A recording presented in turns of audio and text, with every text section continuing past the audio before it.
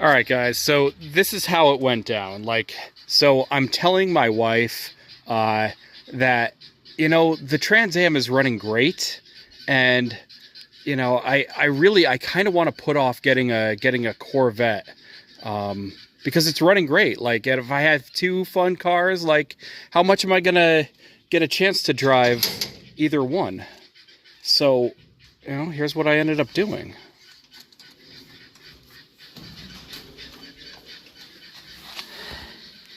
Yep.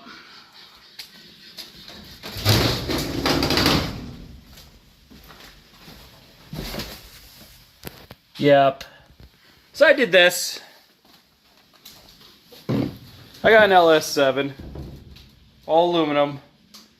LS7. Yes, the heads were fixed. It's also got a cam in it.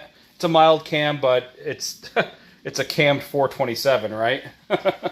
So I ended up doing this. I got a good price for it. Yeah, this summer we'll be putting a 427 in my stupid car. So for the record, the car is fine. The LS1 that's in it is totally fine. There's nothing wrong with the LS1. I don't know what I'm gonna do with it. But yeah, I got an LS7 now. So we're gonna be putting an LS7 in it. I think at that point, I'm gonna say this car has enough power for the modern roads. I think at 3,400 pounds, approximately 500 horsepower, give or take. I don't know what this thing's gonna dyno at, but with supporting mods, of course, give it enough fuel, make sure that the ECU is tuned, all of that stuff. I don't think that 500 wheel is out of the question for this thing. So, yeah, hopefully this summer, late summer probably, we will have a LS7 in this car. So, stay tuned. Oh, and one last thing, guys.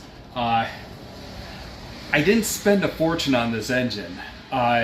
Look, there are still deals out there if you're willing to hunt around a little bit. This motor came from 120 miles away. It happened to be up in Maine. The guy had a lot of people saying that they want it, and like, he had no takers. Like, everybody was just tire kickers. I told him, yeah, I want it.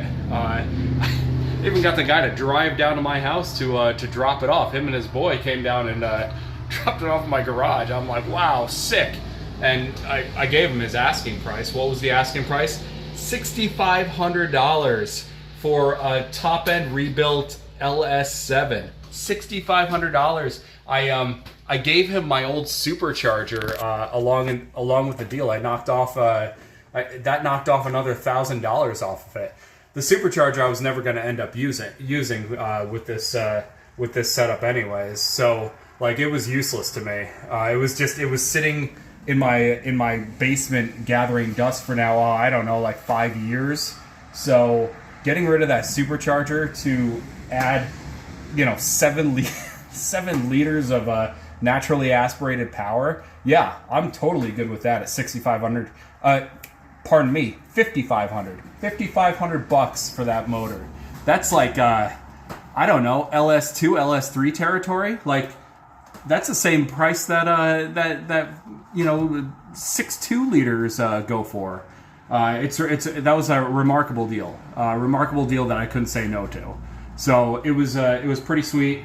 I'm so over the moon happy about it. And I think an LS7 in a 4th gen, 427 in a 4th gen is just it's a match made in heaven.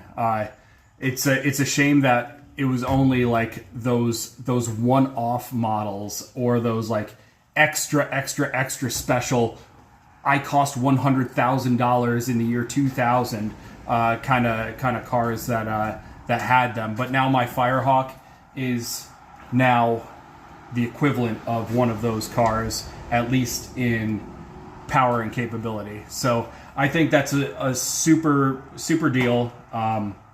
Again, like, if I got a Corvette, like, I would stop driving this thing. And this car has been such a trooper over the years. This car has been so awesome, reliable, and it's, you know, it's taken care of me as much as I've taken care of it. And I am happy to spend the money to get this this motor put into it. I think that this car is going to be, you know, it's going to be an awesome car when it's done. Interior, I just did the carbon fiber on the interior. Let's take a quick look at that before I let you go.